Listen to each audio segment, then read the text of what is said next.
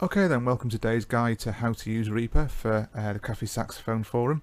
And this guide is incredibly simple and basic, and the reason for that is I think so many people look at Reaper and see that it's an incredibly powerful piece of software, and they think that to use it is incredibly complicated and difficult, and they simply aren't up to the task, or it's going to take far too much learning and far too much time to just make a very simple recording. And as they're not trying to be an international music star, it's probably not worth the hassle. Except it's actually really simple, and I'm going to show you how simple it is and how easy it is to get a really high quality recording very quickly. So first of all, once you've installed Reaper, it may not look like this because it does have a number of different skins, but if you want it to look like the one that I'm actually using at the moment, if you go to options, click on that, and down to themes at the bottom there, you can see there I'm just using default 4. If you want to set it to that just so everything looks exactly the same, then that's fine, but if you don't, it all still works in exactly the same way, so it really doesn't matter. Before you open Reaper, just plug your whatever microphone you're going to use into your laptop PC, and then open the software. The only reason for doing that is the software then recognises a microphone, and we don't have to go through all the different options, so I can show you drivers and all this sort of stuff. We just want it nice and simple, so plug the mic in, boot up Reaper, job done, everything's there. So first of all, what we want to do is create a track. Easiest way to do that is if we see on the big black bottom here, or on the side here, if you just double click, a channel will instantly be created. So double click, and there we go. Next thing is we want to put some backing music down to play to. So first of all, we want to make certain that our cursor is right at the beginning of the track, so we can press this button here, and now we can see there's a little line there right at the beginning, or you can use your keyboard and press home, does exactly the same thing. At this point, it might seem a little odd, but just save the project into a folder that you've created. So file, then we have save project or save project as, doesn't matter, both are fine. So if we say save project as, and it'll come up, and you should recognize all of this. It's all fairly simple stuff, and I've called this one Reaper. Now the reason for doing that is every recording you now make will go into this folder, so you can always find all the takes you do for a particular track or recording or song, whatever, in a particular folder. It just makes it so much easier to keep everything organized. So if we click save, we want to replace it because I've already done that. Okay, now we want to put our backing track in. So we want to insert our backing track. So we make certain our cursor is at the beginning. Insert, media file, nice and simple. And I've created a pork pie backing track because it's my favourite song at the moment, in the same folder that I just created for the actual project you can see there. So this is the one I actually created. It's got a few more choruses than the standard backing track. So if I just select that and open, and again I will just put the cursor back to the beginning because you can see it's at the end now. You can see that we have a backing track. Now if you want to see all of the backing track, you can use the minus button here and it will contract it, or if you've got a wheel or whatever on your mouse, again you can do it that way as well. So to listen to our backing track, we just press play. 1, and hopefully you'll hear the recording. 4. And there's our backing track, absolutely perfect. Okay, I'll press stop. If you want to start the recording or start the playback somewhere within the backing track, then with our cursor, you just put your cursor wherever you want, click left on the mouse, and it'll put the cursor there. Okay, so now we have our backing track. We want to record something. So again, we'll need a track for our microphone that hopefully you've already plugged in. So again, double click on here, or this time I'll do it down here just to show you can do it on both. Double click. We have our track. Okay, now you might be able to hear a police siren in the background. We need to choose which input we're going to use. So you can see here we've got mono inputs left and right. It depends on how you've inputted the mic as to how this works. So the simplest way to make certain it's working is we just arm the track, which is basically kind of hit the record button but don't record anything. We just press this button here, and you'll now see we've got lots of bouncing red lines as I talk, because I'm using the same microphone for everything here. If you don't get that, then you will then on the input it might be on the right one, or depending on how you've used it. Now the only tricky part here on Reaper is setting the actual input level of the recording. If you're using proper music or studio microphones, then you're going to be going through an interface, and that's where you would set the input volume to make certain that it doesn't peak and distort. Lots of people on the forum use the Scarlett interface, which is absolutely brilliant. If you're using a more generic microphone, like just a simple USB microphone, then hopefully the software that came with has an input option on it. If you're using a generic microphone that doesn't have the input option, then you'll have to do proper old school recording and set the volume by how close or far away you are from the microphone. If you really get into it, then at some point you are going to end up buying a slightly more professional or music orientated microphone, like an SM58 or possibly a little condenser that you can get for about £100, and then you don't have to worry about that. Another thing on microphones though, before we continue, is if you've got a generic microphone, whether it's quite an expensive USB one, or there's one of the chaps on the forum actually uses the microphone off his headphones to record, and it sounds fine. The only thing to watch on those is they are quite sensitive, and a saxophone is incredibly loud. So you may find that even if the meter on our screen, this meter here, isn't going into the red, your sound may still be distorted simply because the saxophone is so loud it is just completely overpowering the microphone. So again, the way to get around that is you would have to move away. You can use basically any microphone as well. You can even use the microphone in the laptop itself. Again though, they're very sensitive, so you would have to move away a little bit from the laptop. Okay, so if we've got whatever microphone we're using plugged in, we're not going into the red when we're playing, then it's time to record. So again, first thing, because we're doing our very first recording, we want to make certain that our cursor is right at the beginning of the track. So I'm going to press the back button or the home button, so you can see we're right at the beginning. And to actually start the recording, it's very, very simple. We're just going to press the record button here. 1, 2, 3, 4.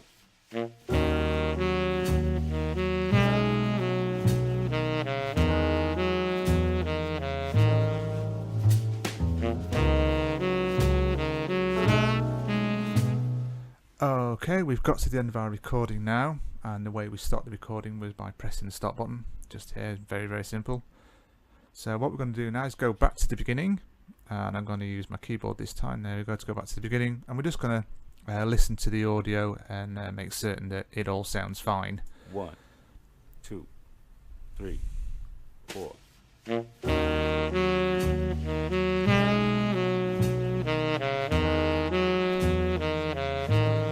And that all seems okay to me, so I'm just going to press the space bar, which stops and indeed starts the recording. Okay, that's actually quite a nice sound anyway. I'm quite pleased with that. But the first thing we're going to do is we're going to EQ the sound a little bit. I'd like to add just a little bit, because I'm using an old Trevor James student saxophone. Lacks a little on bottom end, so I like to add a little bit of bottom end to it, and generally a little bit of the mid as well, just to brighten it up slightly. So first of all, the first effects we're going to use is EQ. So to add EQ, we click the EQ button here. Okay, so I'm just going to go to all plugins at the moment, because that's what you'll see first. So first of all, we're going to be looking for an EQ. Now ignore all these Sony ones, they're actually from video editing software, you won't see those. But if I just put the letters EQ into the search, it should bring us up all the potential EQs that we've got to play with. Now the one that comes with the system is the Cocos one, which I really like. It doesn't look pretty. It does a really good job though. So I'm going to highlight that and click OK. And there it is. It's now become the first effect within what will become an effects chain. So to listen to how this affects our sound, if I just move this out of the way slightly and press play, you can hear at the moment, well, once this saxophone kicks in. 4. So if I just start playing with this, you can hear all the different things that we can do. And you can hear the bass has rocketed right up, which isn't very pretty. And again, if we do the same at the other end, you'll hear it gets all tinny and horrible, which again, not very pretty. Now I've actually got a preset that I really like for this particular saxophone and this setup, and you can save the presets, or you can save whatever you've designed. Let me just stop this. So you can save whatever EQ settings that you come up with quite simply, but I'm just going to open the one that I really like, which is Dave Sax. Bum. Okay, now you can see we've boosted low to mid ranges, and then I've dropped the really tinny high end off. And to save this as a preset, once you really like it, you just click plus and save preset and just put the name in, and it's there forever. So if I just put our cursor there and press play again, you should hear a subtle but very pleasant difference in the sound of the saxophone now. If I turn off the EQ, you can hear. So it's very subtle.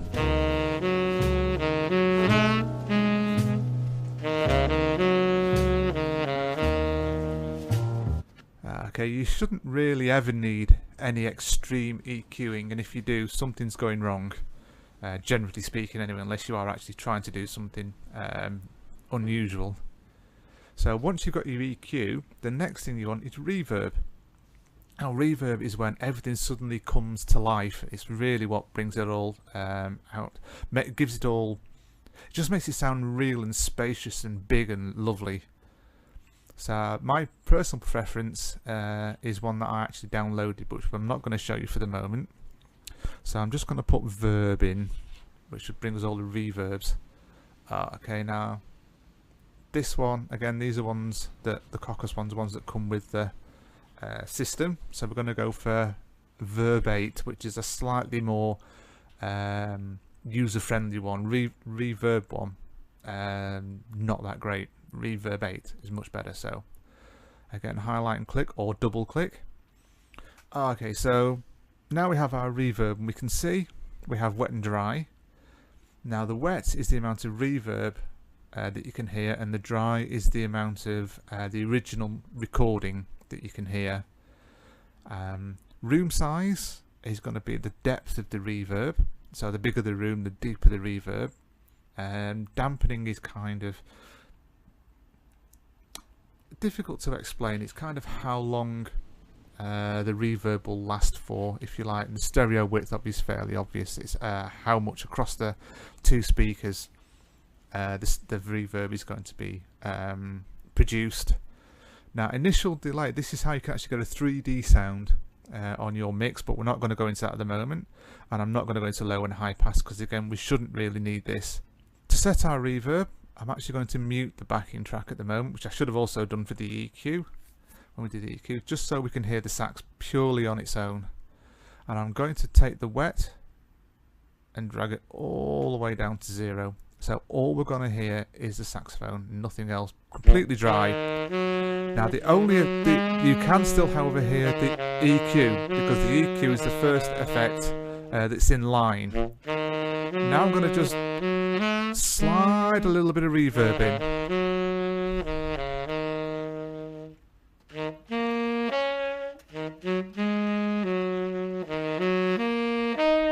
And you can hear it's got a little bit fatter. So let's just make the room a little bit bigger to give a slightly more reverby feel.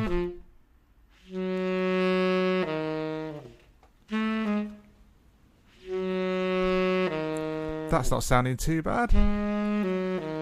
Just have a little bit more.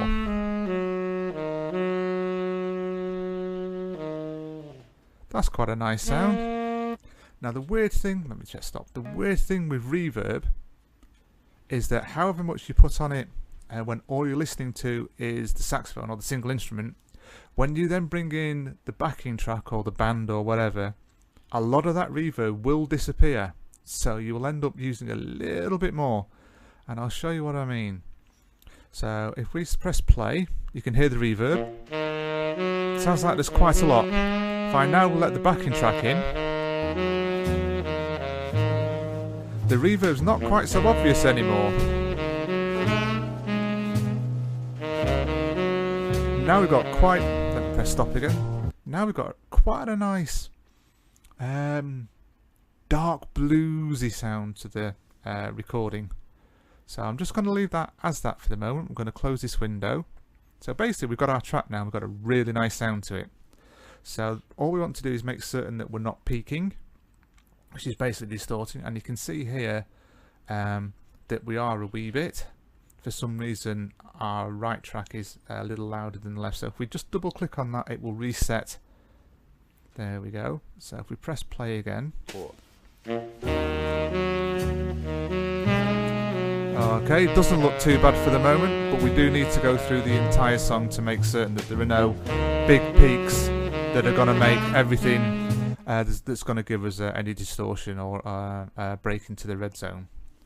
Okay, now once we've done that and we're happy with the mix and we're happy with the level of the saxophone to the backing track, and I think we're going to just drop the saxophone back a wee bit.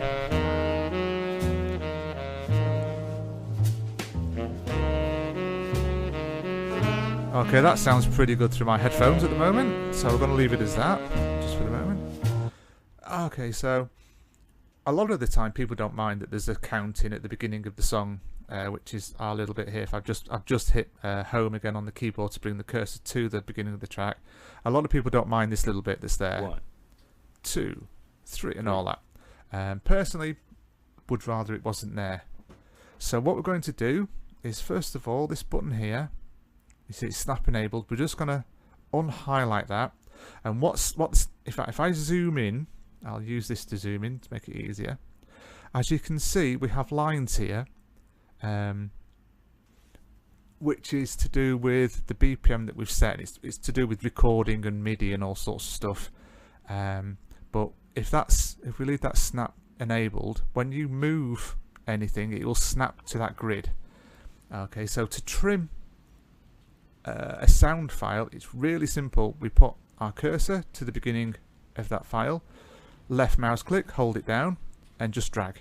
That's it. That's all that's involved in trimming a file. Nothing else at all. Now on the top bit, I'm going to just disable that because I know that the 4, it's got a little bit of reverb on it and it goes into the backing track slightly. So again, I'm just going to put my cursor to the end, left mouse click, and drag it, and just drag it a little bit closer to begin the song. In fact, actually, we can snap enable that to that line there, and that'll be fine. So if I now, again, just left mouse click to put my cursor there, and press play or press the space bar, it should go straight in with the song. Sounding absolutely perfect. Okay, now we're going to render this file now, which basically create the song that we're going to post. And we don't want to render the entire timeline. The timeline is this whole section, because obviously we've now cut this little bit out. So we're just going to highlight the bit we want to render. So if I just, hopefully you can see the cursor, I've just put it there. If I left mouse click and then drag, it creates what looks like a bracket. Okay, now if I just minus, so I can see the entire track, and then again left mouse click on that bit, which will just drag it right across, and then we're just going to drag it right to the end, which is there. This little bit of audio there, I happen to know, is silent, so it's not a problem. And all we do now is file, and then we're going to render the file. Okay, so we up here, now we want the master mix because we want the entire mix. This time we don't want the entire project, we just want the time selection, which is the bit we've just selected, as you can see there. We're already in the folder that I want to put it in, which is Sax and then Cafe Reaper, and then the Reaper. But we want a different name for it, because of course it's called Goodbye Pork Pie Hat. So I'm just going to put Goodbye Pork Pie Hat. Okay, so our output format at the moment, this is not the version I'm going to upload, is a WAV file, because it's a great file. It's not compressed, or it shouldn't be. 44.1. You don't need to change any of this, it's all set for you, but just so you know, 44.1 is what a CD should be set at, and obviously we're in stereo, but it will do all this for you. So we're just going to render one file. Go. Now if I've made a mistake, oh, we've hit 0 there, oh, we've hit 0.5, so we know on the right channel when I rendered that then that I have made a mistake, and there is a slight peaking of the audio.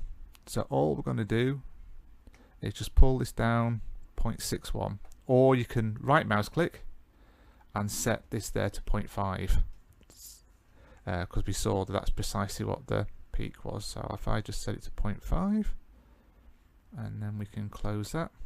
So I'm just going to render it again. So file, render, nothing else has changed, render one file. Yes, we want to overwrite it, and we hit 0. That's not a problem. So now we've done, we are basically done. So now we've rendered a nice high quality WAV file, which would be great for you to listen to, or to create a CD with, because there's nothing wrong with having your own CD in the car or the van or whatever. But to upload it, you probably want to do it as an MP3, places like SoundCloud, stuff like that. It will just make it so much easier to actually get it online. It will take a lot less time because the file size is a lot smaller. So all we're going to do again is file, and then we're going to render. And I see all the details are still there, but the output format we're now going to change. So we're going to go from that to MP3. You can see all the other versions, things we can play with, but I'm just going to go MP3, and it will change everything for us. Now we still want a decent bit rate, otherwise sites like SoundCloud will start messing with your render, and that's when it can all start sounding a little bit odd, but it will handle this, and it's a fairly small file. So we want the bit rate at 320, which is our full size bit rate. Everything else should be filled out for you. And again, we're on the time selection, we render one file. It might take a teeny bit longer because we're changing file types here, because of course we've recorded a WAV file, we're actually creating an MP3 file. Again, we've hit 0, but we've not peaked, so we'll accept that. And we have an MP3 file, and that is all that's involved. You've now got a perfect file that you can upload to SoundCloud or whatever host that you use. You don't have to destroy or do anything permanent to the recording that you made. None of this is destructive. All these EQs, if we just do that, it's back to the original recording that you made. Nothing has changed whatsoever. It is from this point on, you can do basically anything that you could possibly want to do. But for just simple backing track, that's all that's involved. It's really simple.